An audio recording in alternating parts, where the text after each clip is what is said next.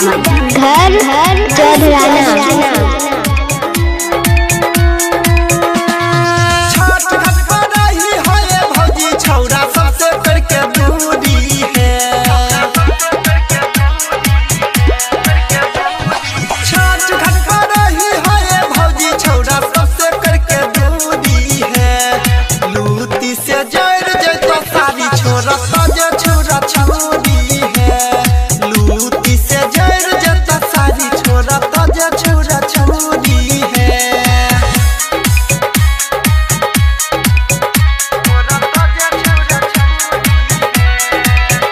राम का contact mobile number 8446970003।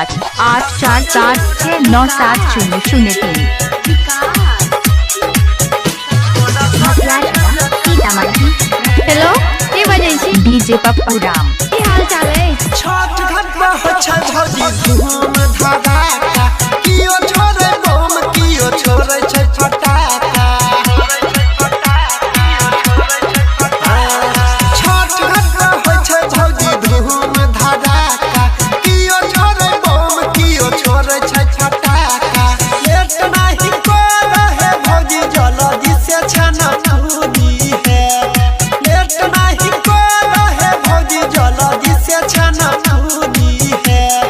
लूटी से जड़ जता सारी छोरा ताजे छोरा छुरी है। लूटी से जड़ जता सारी छोरा ताजे छोरी छुरी है। हेलो के बजै छी? डीजे पप्पू राम। की हाल चाल है? डीजे पप्पू राम।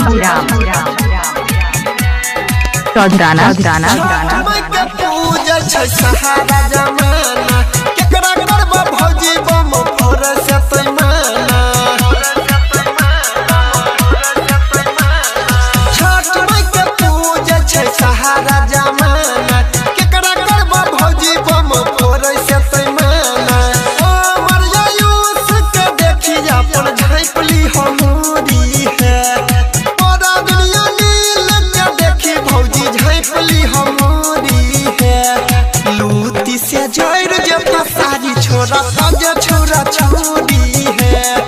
लूटी से जड़ जता सारी छोरा ताजे छोरा छुरी है।